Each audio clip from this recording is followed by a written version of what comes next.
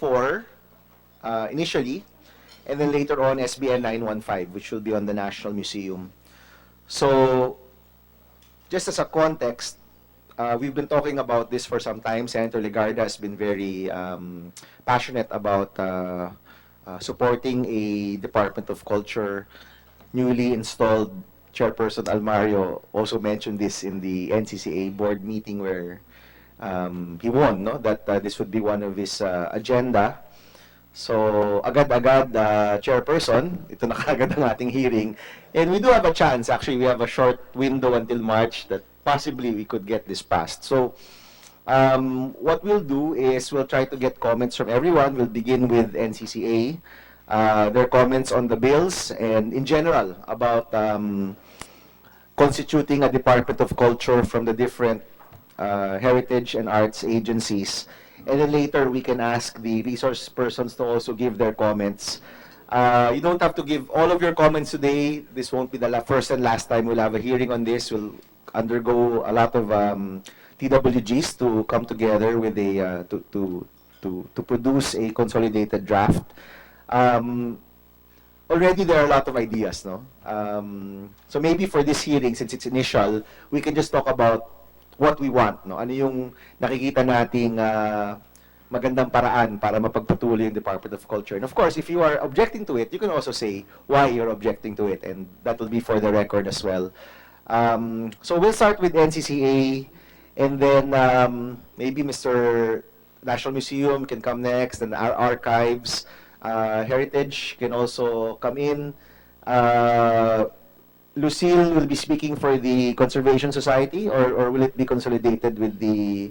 Sorry, this is Historical Commission, no? So this is Heritage. So Lucille will talk for Heritage. Mr. De Leon, of course, can give a few comments. Mr. Yu and everyone else here can give their comments as well. But maybe we can begin with Chairperson Almario. Maraming salamat po, Mr. Chair and Senator Angara. Ito pong ating bill, unang-una para sa Department of Culture, matagal ng pangarap ng culture sector. For the longest time, culture has been treated as just a part of the Department of Education until in 1987, when there was a move to create the first a Department of Culture, but it resulted into the creation only of the National Commission for Culture and the Arts. Now, the NCCA is already 30 years old. And after 30 years, although we find it good enough to serve the culture sector, we are already feeling some of its inadequacies because it is not a full-fledged Department of Culture. Ang unang-una namin problema sa loob mismo ng NCCA, we just have a very small secretariat serving the national projects and everything of a Department of Culture. Pagdating naman sa regions, we just have volunteers. And the volunteers, although many of our volunteers are really passionate about serving the culture sector, still the volunteers cannot, really serve full-time to work on the activities and projects of the NCCA. Then, our attached agencies, there is sometimes a feeling that the attached agencies are not so harmonized through the NCCA because of the fact that the NCCA itself, the mechanism in the NCCA, has no authority at all over the attached agencies. And so it's a little bit difficult in the board to to harmonize things, na? Especially when it comes to very sensitive matters affecting heritage or affecting history. Now, we also feel that in terms of heritage and the like, we don't have the mandate to regulate violations related to heritage. And so that's why we don't even have lawyers, ano? We don't even have lawyers in all the attached agencies to serve our need for to regulate things in heritage. And so these things, Mr. Chair, are things which somehow, ano, I felt are the things that would merit the establishment of a full-fledged Department of Culture. Of course, I also hear from our sector that there is also a need to first of all recognize also the merits of the NCCA and find out how we can evolve the NCCA into the Department of Culture. Maraming salamat, Chairperson. Mr. Barnes, Mr. Escalante, Mr. Manalo, I don't know if the others also want to speak. Mr. Talavera and former Chairperson De Leon and the others. So you can just, if you feel you want to speak already, go ahead, Mr. Barnes. Thank you, Mr. Chair, Senator Angara. Well, speaking as an NCCA ex officio commissioner, as director of the National Museum, I fully agree with what Chairman Almario has said. In addition, we would like to really see stronger coordination between the cultural sector and all the other sectors that are represented in cabinet, and really see culture take its place alongside the Department of Education, of Tourism, the DFA, and really push out those policies that, in the end, enhance access of the Filipino people to all our cultural resources, be they in the department proper or in the National Museum, the National Archives, and so many others. What the National Museum would like to see, now speaking as National Museum, is that all the regulatory functions that were established under Republic Act 10,066 be detached from so many of the agencies as provided therein and be consolidated within a department to really rationalize the setup. Of course, provide for organic lawyers and police powers. And so I think that could be very easily done, and of itself, these regulatory issues are perhaps the larger part of the justification for a department in the first place, given all the challenges that we face. Thank you. Good morning, Senators Aquino and Angara. In behalf of NHCP, we are also supporting the move of the NCCA to come up with a Department of Culture, but we have some reservations on the specific provisions here. But I think it's not yet the proper time to specify the details. But just to mention 3 points, yeah, I also agree with Director Barnes that NHCP also wanted to give up that regulatory function, particularly how to regulate the important cultural properties 50 years and above. So it would be ideal in order to harmonize really the move to give this power to the Department of Culture in the future. The second issue that we would like to tackle in the TWG will be what will be the relationship of NHCP with NCCA as an attached agency, because we have our own charter and we have our own mandate. So administratively, or are we just attached in matters concerning policy and To be honest, that's to be determined, no? Yeah, I mean, exactly. It will depend on us Yes. if some of the agencies will be folded in or Yeah. kept separate or attached. It's really up to to the framers of the law, but I can commit to you at this point, it's still all very open. No? Yes, We're yes. still trying to find out kung ano yung pinakamagandang Yeah. infrastruktura para And we are dito. very much interested And to join. what would your suggestion be? Where would you want to find NHCP? We are contented with our present setup now, wherein we are under the office of the president, but we are more than willing to coordinate with NHCP, with NCCA. In fact, we are also represented in NCCA board, and I think we also suggest that NCCA or later on the Department of Culture be represented also in a board because they don't have representation. Although many of the other cultural agencies are represented. And actually, if you look at the composition of NCCA, it's very asymmetrical. You have institutions which are, of course, bound by their physical limitations.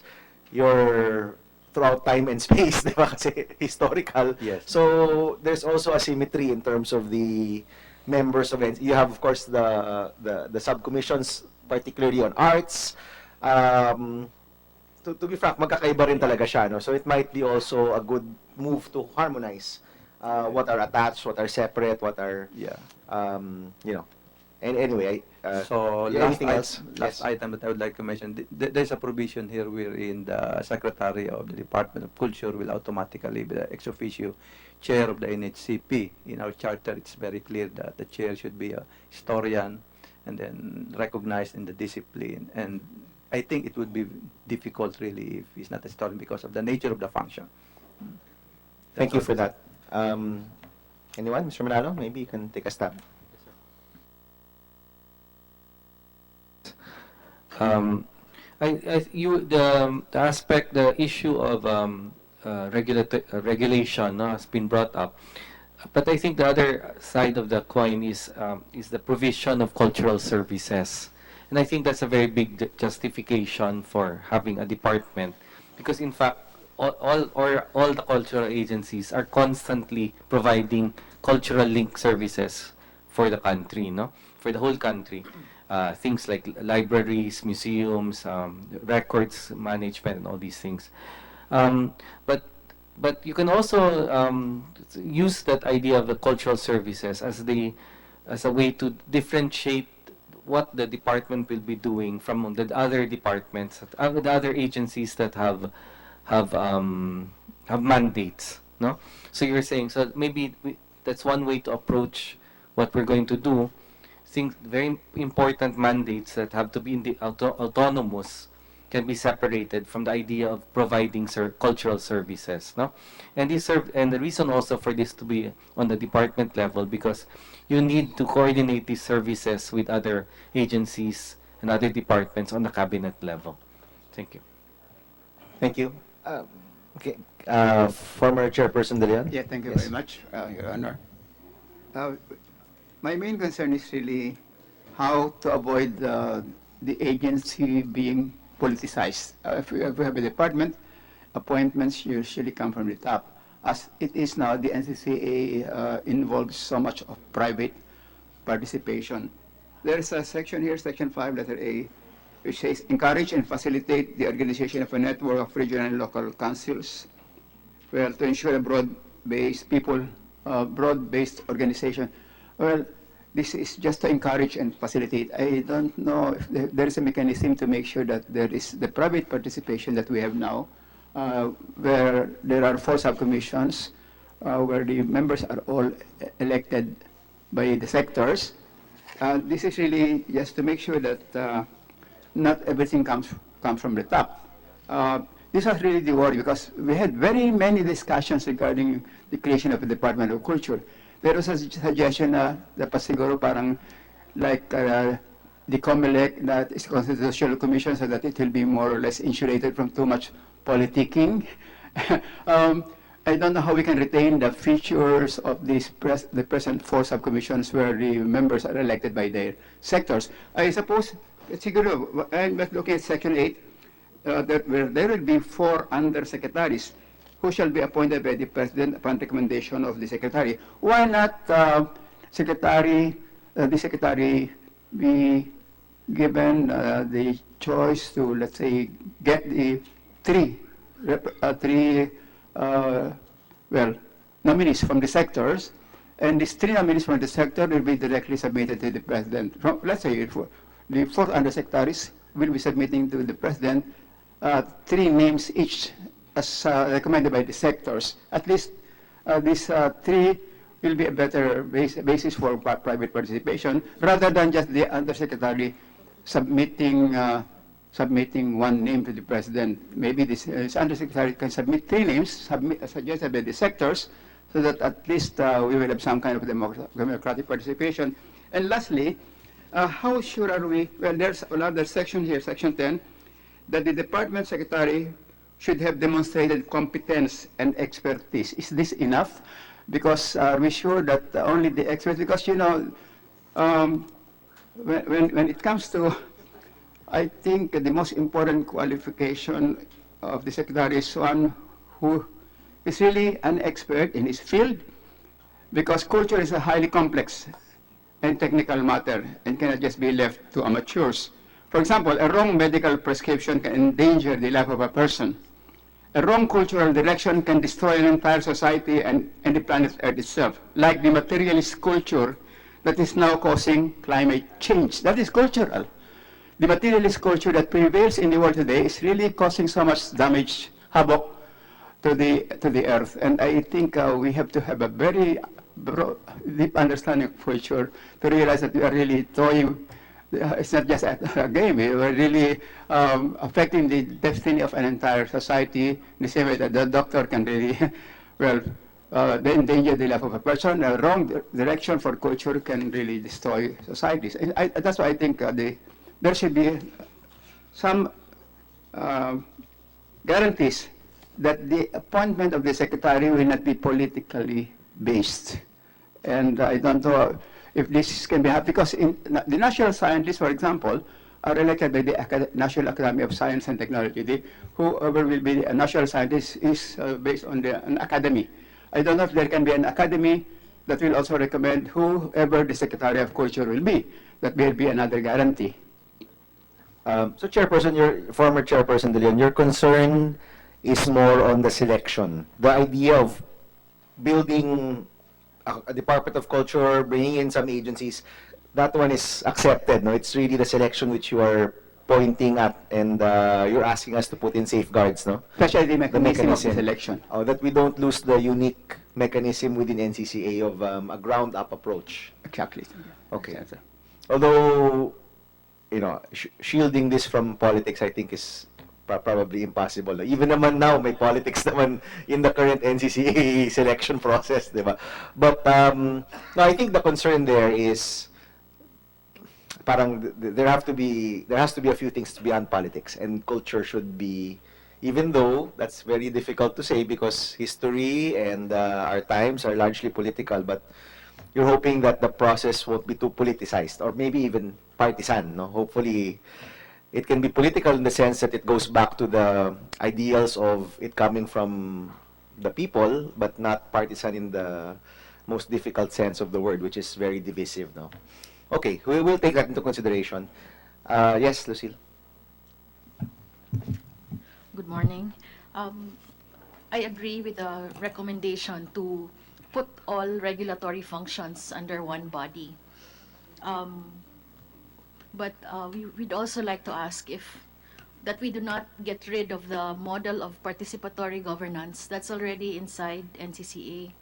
So if regulatory functions can be given to the department, as well as the coordinating and then adjudicatory functions, what about built-in consultation methods? So I was thinking, would the model of the Climate Change Commission work, where it has an advisory body? Because right now, NCCA has 19 committees composed of at least 13 members each, and it's become very unwieldy. And there are also issues of participation, as in, do those people really represent the sectors that they claim to represent? Because I think, as conceptualized in the 80s, it must have been okay in the first few years, but as an experiment in participatory governance, there have been a lot of failures, because we've heard of stories where there's conflict of interest in the way grants are given.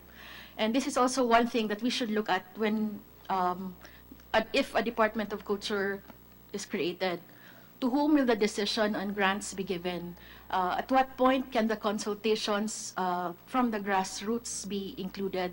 Because that's precisely the danger of a Department of Culture where the state acting as patron of the arts becomes, well, a very politicized process, and artists who should be speaking for everybody and not just those in favor of the one in power get silenced.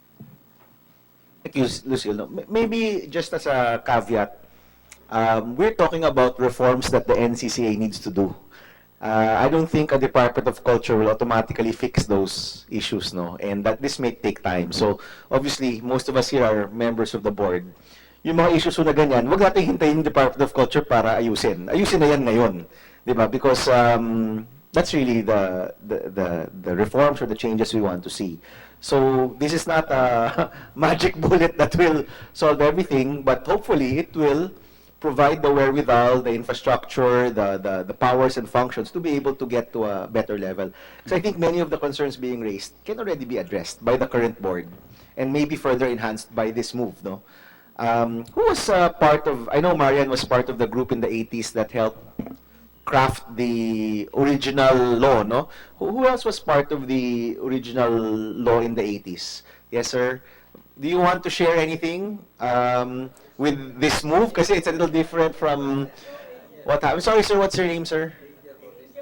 Mr. Bautista. And then, oh, Marian, would you want to go ahead? Or we'll have Mr. Okay, so we'll have Mr. Bautista. Mr. Chair, before we move to Mr. Bautista and Yes, please, please. where we know our authorities, can I just ask on a related point, what makes the NCCA process consultative in the giving of grants, for instance? What are the best practices there, maybe? So, can I ask? Well, in theory, the committees are consulted. They're supposed to bring in their In theory. well, in theory, because we spend so much time planning, and then when it comes to implementation, nothing gets done. One of the things I discovered as head of the Committee on Monuments and Sites was Okay. that 6 years of projects went to waste. No takers. So I said, what does it mean, no takers? It was identified as a need of the sector, for example, but nobody did it. So I said, so what happened to all that planning? Nothing. So I thought, sayang. Wait, again, slow down. So there is a need in the sector and there's funding for a project, I presume. That's what you're referring Yes, to. they set aside, I think it was 5 million a year Yes. per committee. That was the old method. So sometime in 2015, they changed the planning thing to clustering. So they divided us into regions. They didn't tell us. On the day we met for the meeting, they said there's a new method. And I said, what? So we weren't prepared. We didn't consult as a committee. And it was sad. So in my committee, for example, there was no representative from Mindanao. So who would speak for monuments and sites in Mindanao? No one. And I thought that that's really the theory part and the practice part is just not present.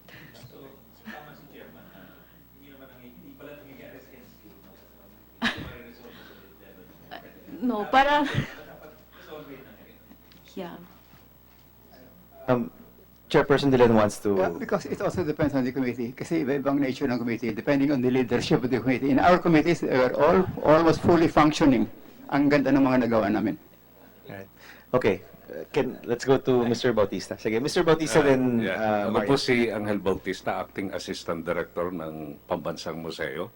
Naging part po ako ng Technical Working Group ng Republic Act 10066. 12 years ago pa na-conceptualize yung idea na to have a strong national commission for culture and arts. Na during our stakeholders meeting, na-raise yung issue na creation of Department of Culture. Pero marami hong nag-against dun sa Department of Culture. Na-mention po ni former Chairman De Leon yung reason, yung politicking. No? So, that was also the time when Lapu-Lapu statwa na tinayo dyan sa Luneta. So, to avoid that, the main objective at that time was to strengthen all cultural agencies, especially the National Commission for Culture and the Arts. Kasi NCCA has a unique feature, yung representation of the private sector. As I've mentioned before, may mga subcommittees composed of non-government officials, some of them are also government officials. So this is the unique feature of the NCCA, and that's the main concept of the Bill 10066, to strengthen the NCCA, not to create a Department of Culture. So, Mr. Bautista, ngayon po ba you're still of the same mindset na wag na lang gawing department? I'm for the creation of Department of Culture. You're just mentioning the reasons before. Yes. But some of those reasons before are still the reasons now, di ba? I think that's still a concern, no? I believe there is always a solution for that.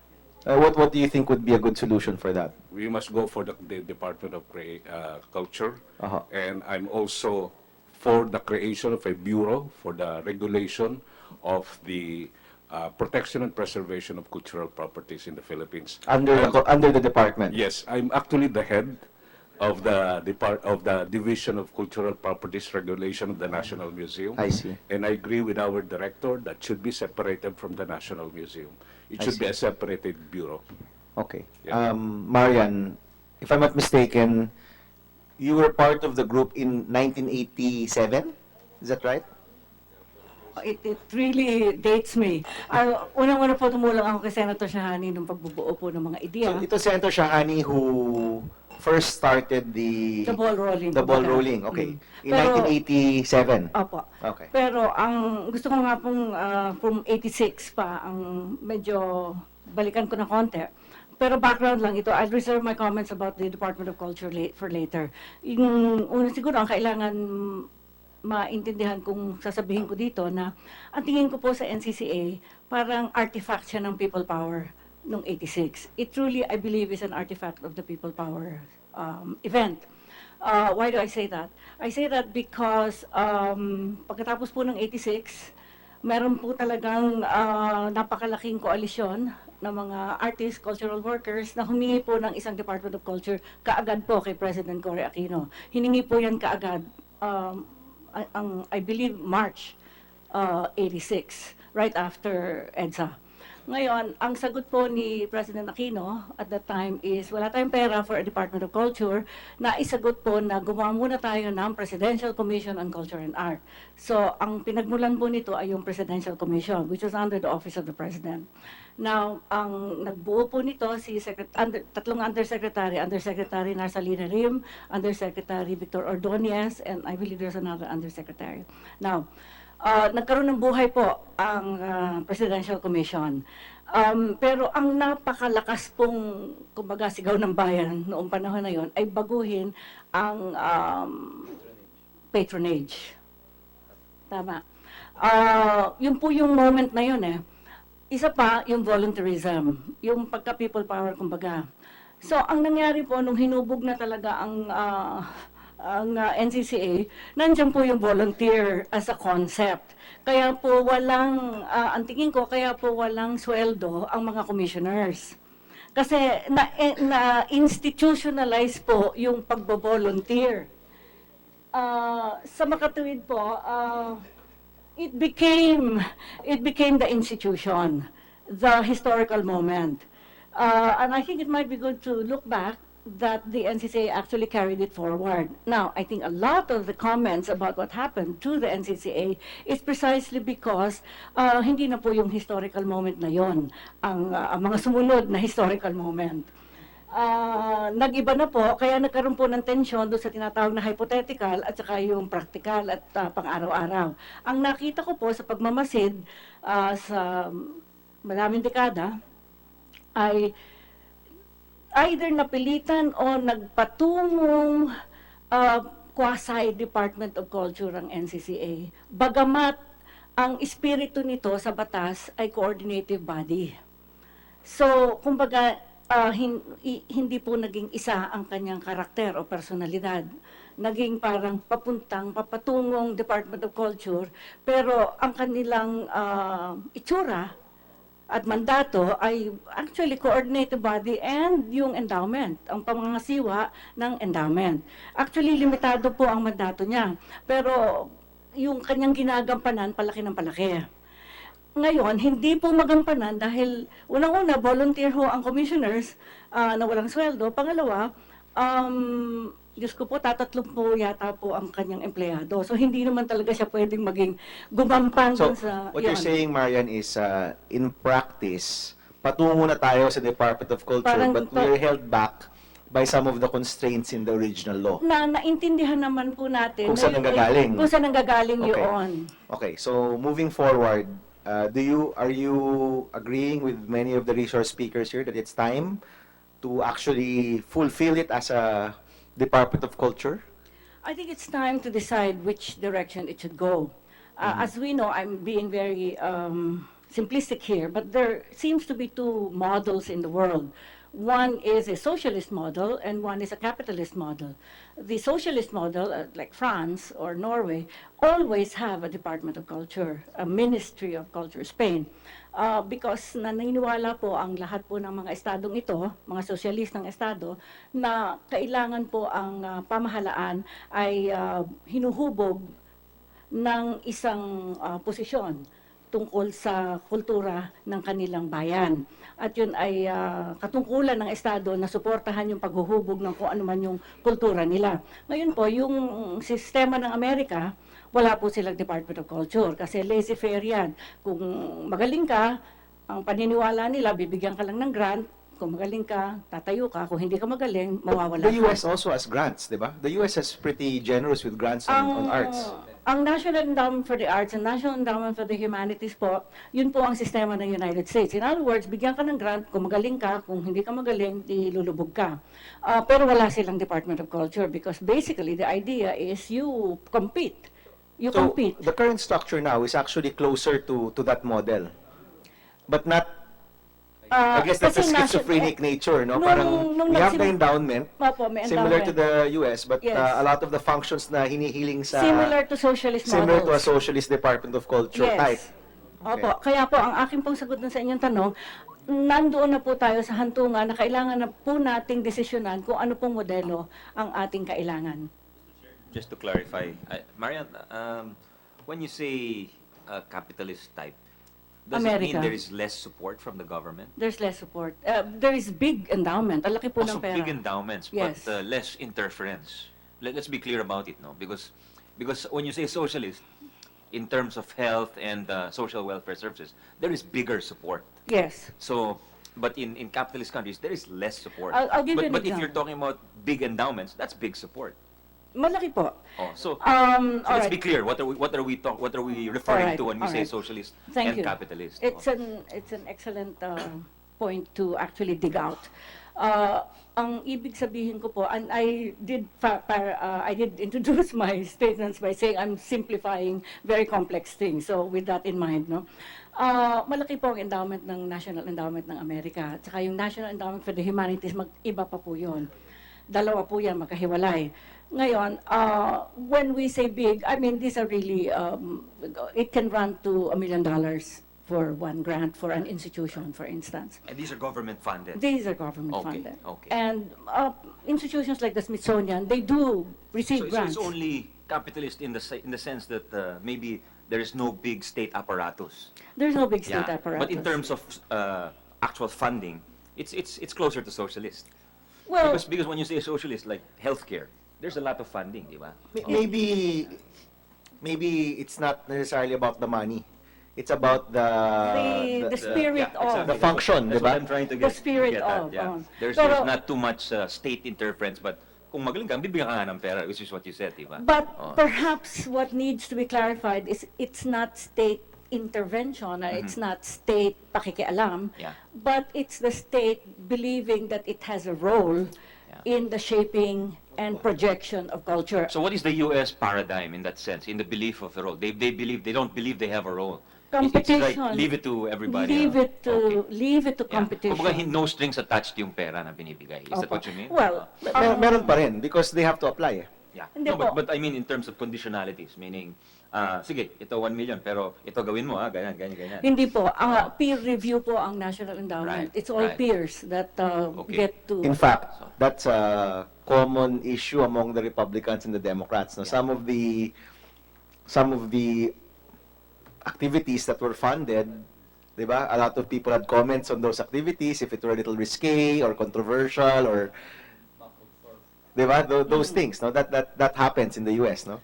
May I please give two examples on either side? And again, I don't want to oversimplify, pero halimbawa po, noong 50th anniversary ng the bombing of Hiroshima and Nagasaki, the Smithsonian put up an exhibition on the bomb, but they put the Japanese point of view. Nagalit ang US Congress doon. Kasi binabayaran daw ng US Congress ang sustento ng Smithsonian Institution, plus may mga grants pa. So at that point, I believe na nagkaroon ng napakalaking krisis, nag-resign ang director ng Smithsonian. Okay, so that's an example. Hindi naman pakikialam, pero naniniwala ang US Congress na hindi pwedeng ilagay ang punto de vista ng mga Hapon. Alright, that's one. Sa France naman, sa kabilang dako, itong primus inter pares nila sa kanilang gabinete, ang Minister of Culture. Hindi po ang defense, hindi po ang ang foreign affairs. Talagang katabi po palagi ng French Prime Minister. And again, in terms of funding, the city of Paris, for instance, spends more on culture than defense. Yes, and So, magkaiba but po they talaga also ang earn, modelo. but they But they also earn a earn lot. more Yes. on tourism and their cultural activities than I think now any industry So halimbawa lang in po yun. France, no? Okay, so the question I guess is, if we make it into a Department of Culture, where it's a full ministry, we are saying, may pakialam talaga ang Estado sa paghubog ng kultura, not only in CCP, National Museum, not only in the 5 agencies, but in the workings of how the state runs itself, no? Kasi aabot yan sa tourism, aabot yan sa education, aabot sa lahat, 'di ba? Or the current model, although it's not being practiced in total, which is let's fund the artists, 'di ba? I don't think NCCA naman with the grants, does NCCA direct the artists what to do? They don't, 'di ba? It's merely an avenue to fund, no? That's a totally talagang magkaibang pananaw 'yon, no? And I guess we do have to sort of answer it. We can't parang di pwedeng hilaw na halfway, no? Yeah. Okay, yes, Mr. De Leon. Okay. Dapat po talaga may pakialam ang Estado. Anyway, maski na itong set up ng NCCA, may pakialam pa rin yung board, no? The chairman of the board and the members of the board, yan ang pinaka-Estado. Otherwise, if we leave the business people to their own ways, ang mangyayari kung ng Metro Manila Film Festival. Maganda nangyari sa MMFF ngayon kasi there is now some kind of intervention from the top. Formerly, alam niyo, mga producers na negosyante, palaging mga vice ganda ang lumalabas ng mga pelikula. Ngayon, we have a better crop. Ganun exactly ang the Paging capitalist, Senator Soto to come to our hearing. It's a big capitalist- discussion yesterday. the capitalist model na Senator Magare don't want to get into the discussion. Was in that hearing, Mr. Chair. It was a very long discussion. We don't want to repeat it here.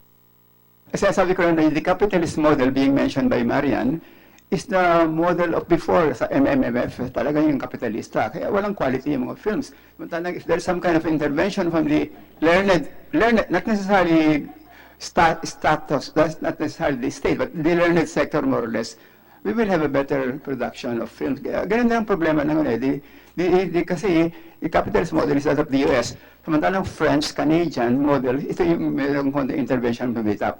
For example, the very first Minister of Culture of France was André Malraux, who was a man of letters, a very learned person. Ganun talaga dapat mayroong interaction. Pagbigyan. All right.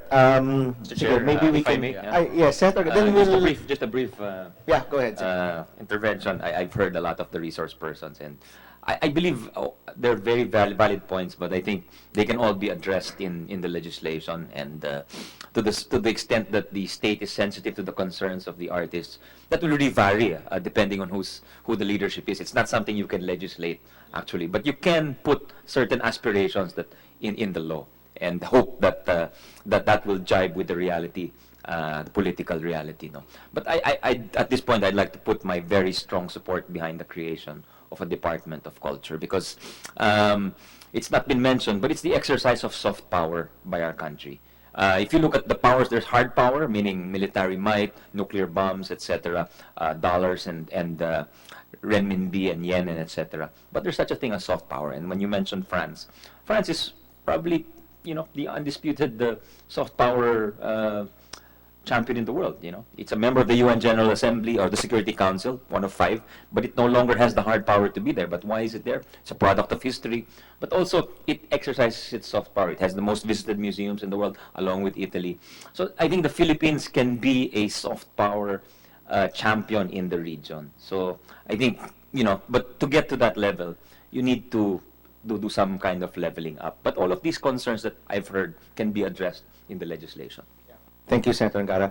We'll ask Mr. Atienza raised his hand. Who else would like to speak? Mr. Talavera? Anyone else? Yes, and Mr. Galicia, yes. All right, so Mr. Atienza, Mr. Talavera, Mr. Galicia, then we'll wrap up the discussion on the Department of Culture. We'll go to the National Museum. Okay. Magandang hapon po. I am in splendid isolation. Ako lang ho yata ang NGO nandito. At panay taga pamahalaan yata ang iba. Although si Kamarian is taga Batangas, kababayan ko. Kami po sa Dakilang Pamananalahi, which is a registered NGO, at sa Advocates for Heritage Preservation, ancestral houses in the Philippines, at saka yung church, basilicas, cathedrals in the Philippines. Yun yung mga online. Kami ho ay have a total of about 10,000 members online and 30 chapters. We have been relating to various heritage preservation groups of people. Ngayon po, we agree totally with the creation of a DCA, the Department of Culture and the Arts, if the following can be achieved. Number one, that there will be a harmony among all those who are engaged in the entire governmental sector for this particular heritage preservation concerns.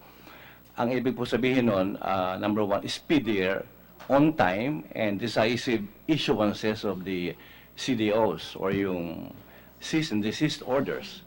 Marami yung halimbawa sa buong Pilipinas na nagigiba na yung mga heritage sites. Bago ho makarating ang CDO, tapos na wala na ho yung building. Opo. So, nagkakaturuan kung minsan, kung ito bagay markado, o ito bagay kaninong authority sa museum or sa NHCP or sa NCCA proper. Kung ang DCA po ay makakasagot sa ganitong sitwasyon, talaga pong papayag kami tumulong at supportang totally. Number two, yung pong issue ng mga simbahan na karamihan po ang nagigiba na halos. Ay, marami yung nagigiba, hindi ho naman marami. Pero may mga simbahan po tayo na ta-alter talaga ang kanilang pagiging heritage and antiquity bilang dakilang pamana ng lahi. Kaya ang nangyayari po dyan, lagi sinasabi ng mga mayor na iba nakakausap namin because of the separation of church and state. But we feel that there should be some amount of state intervention to be able to maintain, preserve the heritage churches. No? Taal is my hometown, and we have a very good example of how things should not be done in a church or churches in the country. Number three, there should be steeper penalty for those who violate RA 166. A really stiff penalty. Otherwise, ano ho yan idemanda mo, i-dribble ng judge, mamaya nag-retire na yung pare, wala na yung obispo, wala na yung kaso. Yun ang maaring mangyari. Dahil may nakasampu ho kaming kaso sa Taal, sa local parish priest. And then restoration and retrofitting of churches, but never renovation nor modernization. Doon sa amin sa Batangas, may mga natatakpang tarpaulin, church, etc., under renovation, no? Which is a total mortal sin to heritage preservation purposes. No? And then, tama yung sabi ni Cario Alma, yung harmony. Before the DCA exists, then siguro harmony between and among the three cultural agencies must be done now. As we speak, there are entities, there are heritage sites that are being planned to be altered. Rizal Memorial is being now on a active negotiation between business people and the City of Manila. And we had done kami sa Pamanlahi and Advocates for Heritage Preservation. We've done heritage walk, come protests to stop this, and we're getting the sportsmen, the athletes, etc. to help us na mapigil. Isang araw, baka bigla may pumarada na wrecking ball para sirain na yung Rizal Memorial. And again, who will actually intervene immediately before that thing happens? And then we have a question: will there be no more Torre de Manila? Will a DCA come about? Will the existing NCCA, NHCP, and museum, these cultural agencies, will there be no repeat of a Torre de Manila? Then again, lastly, yung participation by NGOs like us, we are very much willing, capable din kami tumulong at paano makapagbigay ng some amount of wisdom to the to activities by the department. Lastly, the DCA, tama yung sabi ni Ka Jun De Leon, competent yung tao, historian, specialist, pero to us, yung sa mga kamukha kong retirado from government and private sector, the manager leader, kahit saksakan ng galing yung iyong historian o specialist or whatever. But if he has no capability to manage and lead the particular organization, it will be for naught. Kaya ho, yun ang amin sa pamanlahi. Ito ho yung aming proyektos pinamamahagi sa Rizal Memorial. Bigyan ko yung tumamay ang kaunti. Thank you, Mr. Maraming Atienza. salamat. If I may, marami ho sa concerns ni Mr. Atienza can be resolved by NCCA now. Hindi kailangan hintayin ang Department of Culture. So we'd ask the chairperson maybe to talk to Mr. Atienza later to address some of those concerns, no? Marami naman po ata doon current concerns. Currently, pwede nang asikasuhin ng NCCA. With or without a DCA, those concerns are already ongoing, no? So we enjoin you to speak later. Mr. Talavera. Sorry, we have Mr. Talavera, Mr. Galicia, and then we'll go back to Mr. Millar. Thank you, sir. Your honors. Ako po ay bilang kinatawan ng TESDA, we are in full support of the creation of the Department of Culture and the Arts. And in my capacity as ex-officio member representing TESDA in one of the committees in the NCCA, the Committee on Education, I've seen both the theory and the practice of it. Ang dami yung ginagawa talaga ng NCCA. It has so much horrendous amount of good things to be done. Noting also po that in the ASEAN economic community, it's not only economic pillar, political, but there is a very big with the cultural pillar which is yet to be discerned and appreciated by all Filipinos. Considering the 8 million of OFWs who are considered cultural ambassadors, whether we like it or not, they have to be within the scope of the culture. Now, dun po sa committee, sana even with the creation of the Department of Culture and the Arts, ma-preserve din yung volunteerism. But the volunteers are very, very strong, even stronger. Kuminsan po sila na nag-steer ng direction ng committee. No? And even paglingon mo, wala na yung mga organic ng ano. And we are there, no? We've been observing and things happen or do not happen because of the volunteerism and nature of the committees. But continuity would have to be facilitated by the organic personnel. And they are very few. Siguro po the creation of some of the solutions are structural and even personnelling. I've witnessed a very high level of attrition. Ang laki po ng movement. Ibig sabihin, pag next meeting, wala na yung isang staff. Because he studied law, mamaya. But hindi naman tayo against doon. But yung continuity po are very, parang stochastic. Every quarter lang, hindi fluid. Sana more fluidity. And I hope that the creation of Department of Culture and the Arts with a strong secretariat, strong corporate, would provide the necessary ingredients for a good culture ng Philippines. Salamat po, sir. Thank you very much for inviting ICOMOS Philippines to be part of this. Just to address Mr. Atienza, ICOMOS also is an NGO, International Council of Monuments and Sites. It is a branch of an advisory body to UNESCO in the assessment and the maintenance of World Heritage, UNESCO World Heritage sites. We are a group of conservation professionals, no? And so I guess when we think about the NCCA vis-a-vis the Department of Culture, perhaps we think about it in terms of structure, no?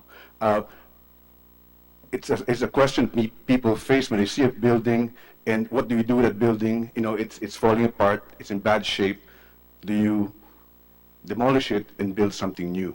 You know, I think what's very important for us to do is to consider an assessment of the current condition. You know,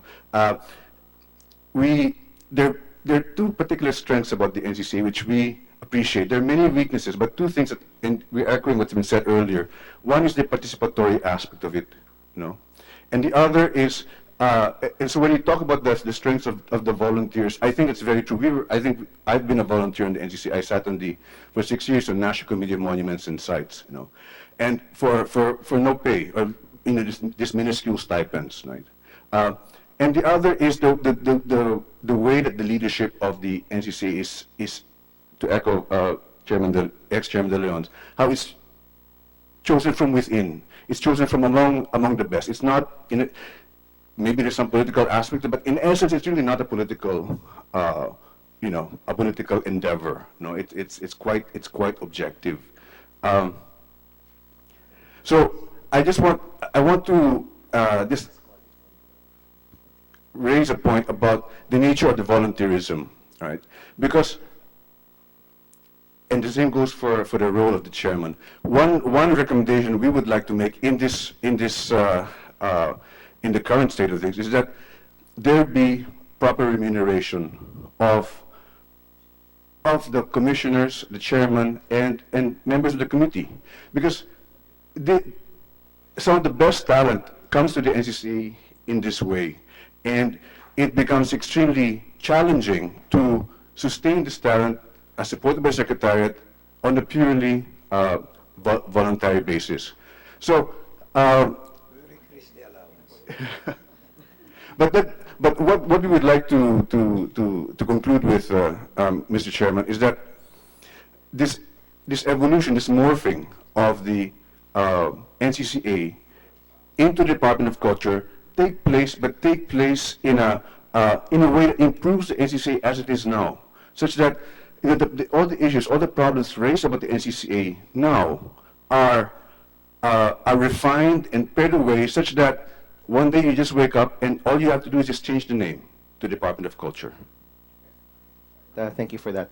We'll ask Yusek Millar for his comments. By the way, Yusek, a congressman that I spoke to was thinking of filing a counterpart bill, but it would be Department of Culture and Tourism. So maybe you could also give a comment about that. Very briefly, Your Honors. On behalf of our very hardworking Secretary, Wanda Corazon Tulfo-Tay, who is very busy now with so many things, among others are the ASEAN and the Miss Universe, which will be on January 30. We would like to formally express our strong support to the creation of the Department of Culture and the Arts, Your Honor. We support also the position of Chairman Almario. Mr. Chair and Senator Angara, there are two aspects of tourism. One is the experience of the beauty of the Philippines, and the other one is the history, culture, and our heritage. Now, we are aligning significant amount of attention also to the culture, history of the Filipino people, as well as the heritage. That's why we support the creation of the Department of the Culture and the Arts. We will be submitting our detailed support to the bill, Your Honors, through our position papers. Thank you. What about the suggestion of that congressman of Department of Culture and Tourism? I believe, Your Honors, with the support of the creation of the Department of the Culture and the Arts, we would like to express our position that it be a separate department, Your Honors. Just for the record. Just for the record. Yes, Your Honors. Kung wala na po on the Department of Culture, we'd like to thank all of our... sorry, Mr. Teddy. Go ahead po. Right. All right. Okay. I read both bills, the ones from your Senator Aquino and also from Senator Legarda and Binay. I want to bring back the topic back to the aspect of volunteerism, because I think it has done a lot of good also, no, and also at very little expense to the government, no, in NCC, you know. I've been a member of 4 committees already in the committee on cinema. Now this is my 4th term, and I'm also currently the chairman of the subcommission of the arts. No, So that's 7 committees. And there are 19 committees all in NCCA, no, all manned by volunteers, mostly from the private sector, a few from government. Okay, so, but what I noticed in the 2 bills is that the volunteerism aspect is missing. No, just to cite, for example, in Senators Legarda and Binay's bill, Section 6, it mentions, no, in place of the sub-commissioners, no, for the arts, cultural heritage, cultural communities, and cultural education, they will be replaced by 6 undersecretaries. No, so so that means they will be considered as government officials. No, but and then it doesn't mention anything anymore about the committees, which used to be headed by the sub-commissioners. No, and then in your bills, or I think you have a provision. No? You have an option here in Section 12, which says that to sum it up, that people from the private sector may be appointed, no, to committees, technical working groups, etc. No? So there is a provision for that, but it's stated in a way that is, I think, not really still a law, but just an idea. No, so that's why I mentioned it's just an option here in your version of the bill, Section 12. Definitely, and make no mistake, no, this is part of a process, no. So we will welcome your suggestions and comments. We'll refine the bill together with the NCCA and the attached agency. So ano yan, di naman yan as is where is it. It will really morph, hopefully into a version that we can all be very proud of and that we can all support. So with that, let me close the part on the Department of Culture. We'll be calling for a TWG on the matter and of course have NCCA take part, if not help us lead the efforts to harmonize the bills and bring in the other comments. No? So we'd like to thank you for that. And lastly, this is another pet bill of Senator Legarda, just some changes in the charter of the National Museum. So Mr. Barnes, maybe we can, just the salient points probably, on, I know you have a long, not naman long, but you have a quite, sabagay, puro pictures naman, di ba? So, maybe 10 minutes to present your presentation. Well, Mr. Chair, if I can skip the presentation and just go to the salient points as you had asked, because you we prepared a number of nice photos here. Now, if it will help us understand things better, we like a show and tell also. I mean, you can use some of they are quite nice. No? So, go ahead, maybe 10 minutes, Mr. Barnes. If I can ask my colleagues to man the laptop. Thanks. Well, then, during that, Mr. Chair, thank you very much for scheduling the hearing of these Senate bills regarding the Charter of the National Museum.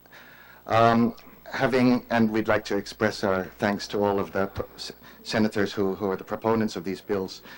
The main bill here is, of course, Senate Bill 915, filed by Senator Legarda and co-sponsored by Senator Binay. And it basically, of course, seeks to enhance the framework of the National Museum that was originally established by RA 8492 back in 1998. The main proponent of that in this chamber was Senator Angara Sr. It has been the job of my predecessors and I to implement the charter since 1998. We've run into several difficulties over the years in really trying to give life to the principles enshrined therein. And this is another landmark law that was very much a product of history of its time. It was one of the last laws signed by President Ramos in the lead up to the Philippine Centennial. The other main culture bill of the time was the Flag and Heraldic Code of the Philippines, 8491, then ours was 8492. And it really sought to bring together private participation to breathe life into what had been a fairly underfunded, somewhat neglected, and somewhat moribund institution that had been attached as a bureau of the DepEd for decades and decades. So this was an advocacy of concerned groups, many of whom are still around and active and supporting the work of the National Museum. And the NM Act of 1998 really sought to reestablish the mandate of the museum and provide for a radically new framework in terms of governance, independence, flexibility, sustainability. So we were converted from a bureau of the national government into something which the law termed as a trust of the government. So some kind of trust instrumentality that was meant to be a hybrid between an NGA and some kind of GOCC or SUC. So basically an NGA with certain privileges. And we are headed by a board of trustees, mostly appointed by the president from the private sector, and even our chairman and the majority of the board are from the private sector. Next slide, please. So within the wider region, this was quite radical. Only the Philippines, and to a certain extent, though they keep changing, Singapore has adopted this model of private-public partnership when it comes to institutional custodian of national patrimony. So the government is supposed to ensure funding for core activities, infrastructure, the interagency support, and the private sector is supposed to facilitate the contribution of additional resources, and so on and so forth. So I did put a few pictures in as to how far we've come. Next slide. So that's how we started back before the war, behind the Manila Hotel. Next slide. This act of RA 8492 appropriated the government buildings. This is a 1970s picture when it was still free of trees. But these are the 3 buildings appropriated by Congress for the permanent home of the National Museum. Next slide.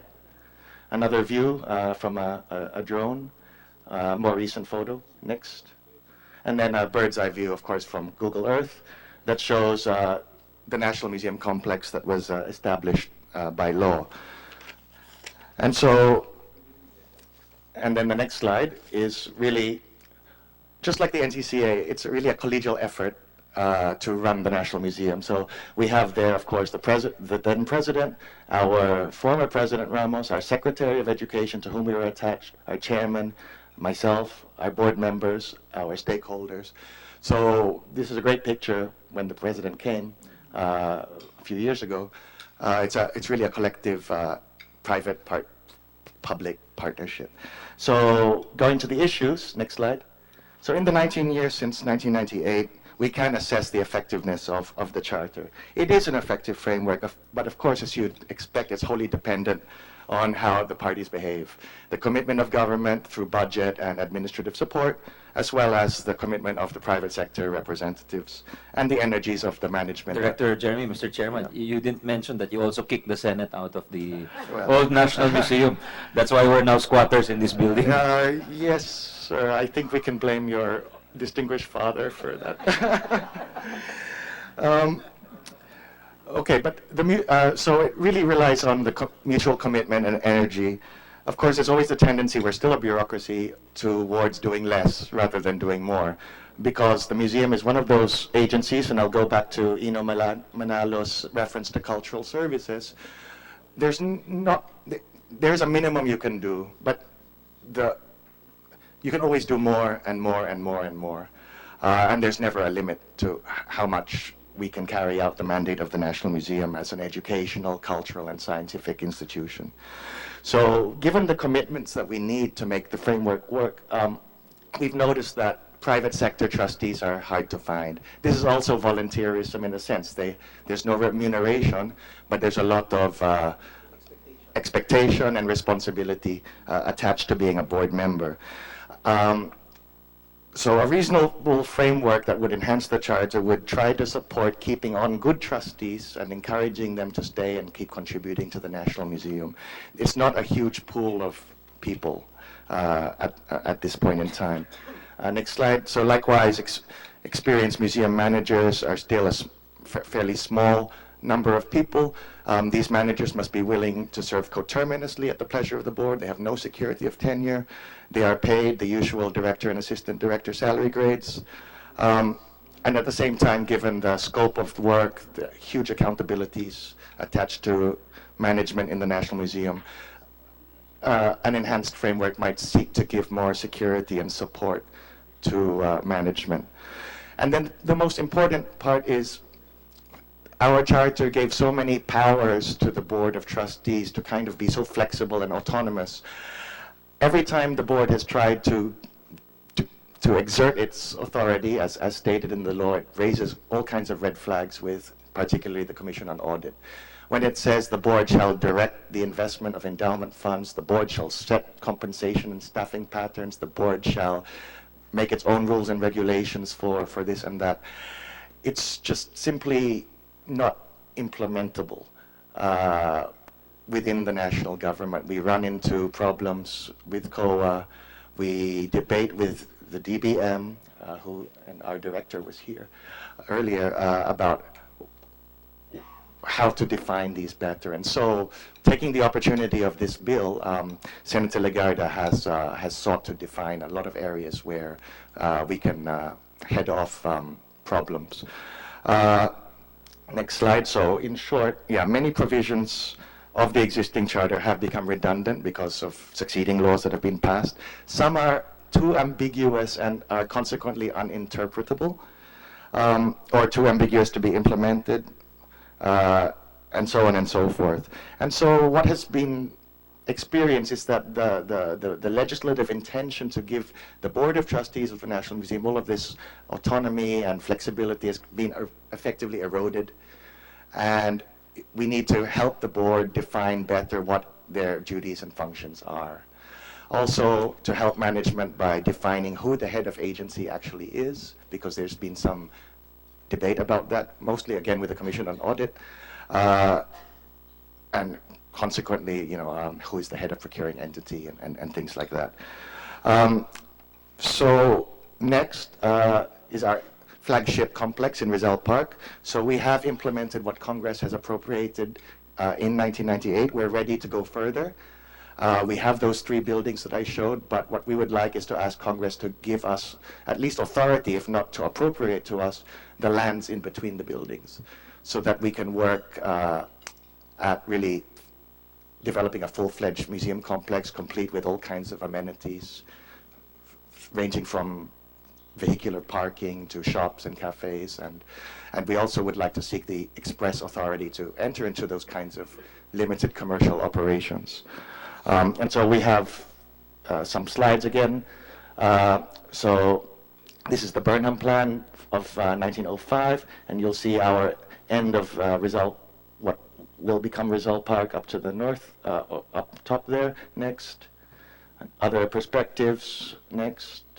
And so we've come up with a kind of a reference point. This is the area we're asking for, or the bill seeks to appropriate. It includes part of the existing golf course or former moat.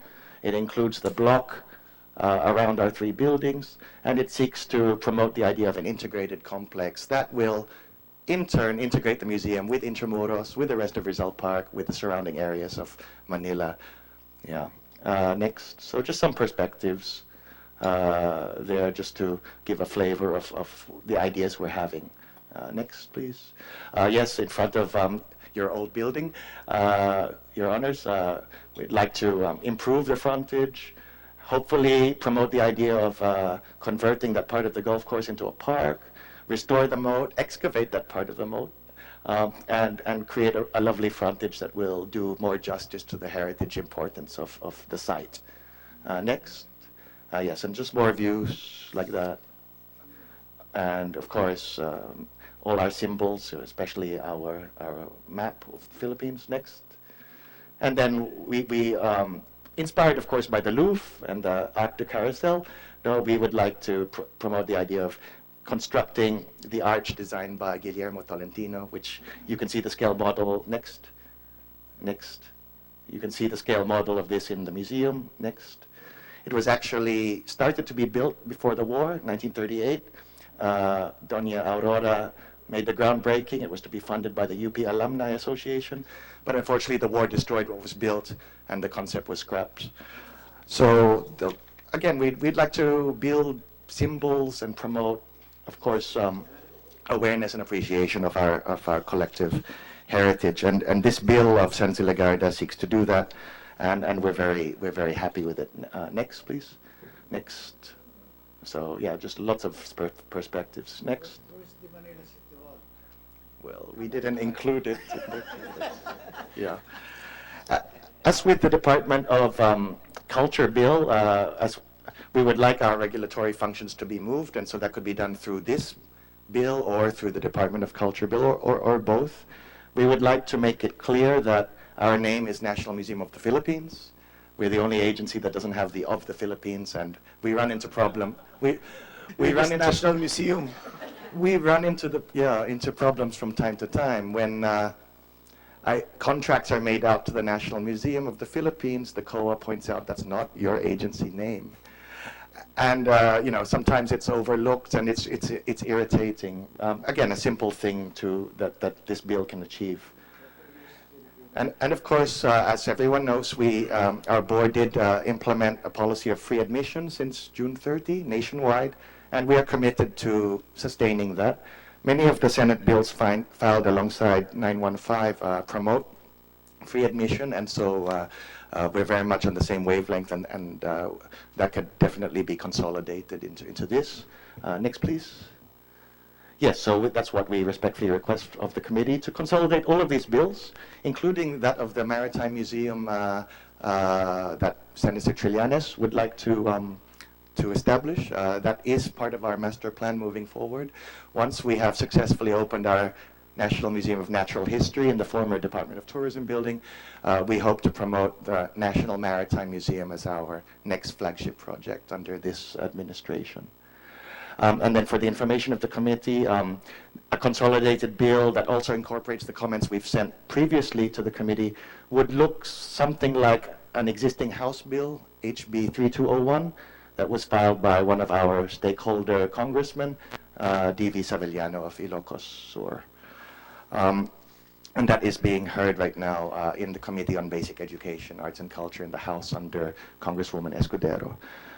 And I will leave it there, Senator. That's just a flavor. We support the bill of Senator Legarda. We have given our comments to enhance it a little further, and we're very happy to do what we can to facilitate its consideration. We'll tackle the National Museum of the Philippines bill alongside the TWG of the Department of Culture bill.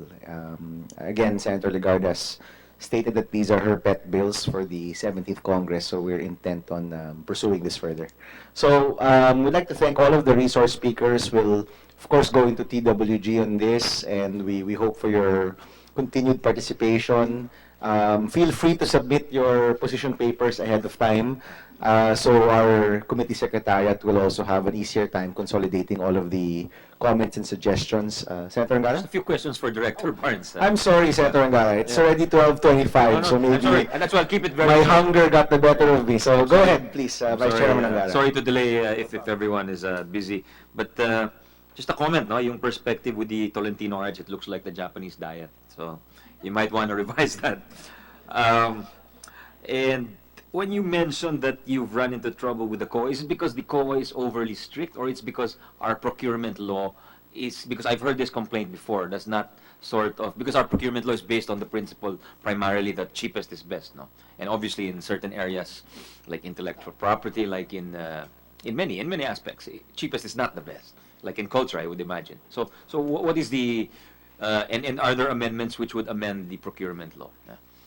Thank you, Senator Angara. Actually, yes, I was speeding up there. I forgot precisely to talk about the fact that one of the merits, the strengths of this bill, is that it provides for a streamlined procurement process based on direct negotiation when it comes to procuring items for the collections of the museum. And so we're very happy with But what's that. the safeguard on the other hand for that? For the, is there a safeguard? Well, it adopts the usual principles of public posting and of course, if no valuations exist, soliciting a third-party independent appraisal of certain of the items. It needs to be reviewed by the board, and things like that. So there is a very clear and process that's proposed here that still within the principles of the procurement framework in general. Yes, sir. Last question or concern, Mr. Chair, is regarding services, because the art world now, there's a lot of things about authentication, restoration. Does the National Museum provide these services? If Uh, it ye- doesn't, I think it should, yeah. Yes, well, under Republic Act 9105, we're mandated to have certain operations aimed at authenticating works of art. This is one of the regulatory functions that we would like to see moved to the Department of Culture. On the quasi-legal aspect, of course, in terms of technical expertise, the scientific or research component required to help authenticate works, of course, that will stay. We hope that will stay with the National Museum. That is where you'll find the archaeologists and the historians and the anthropologists. Restoration of old artworks. Would you be able to do that? You have people who can do that? Yes, we have that service, though of course. How active is the public in availing of these services? Well, we prioritize other government-owned artworks, so we do not really entertain private requests these days. Well, we just don't have the capacity, sir.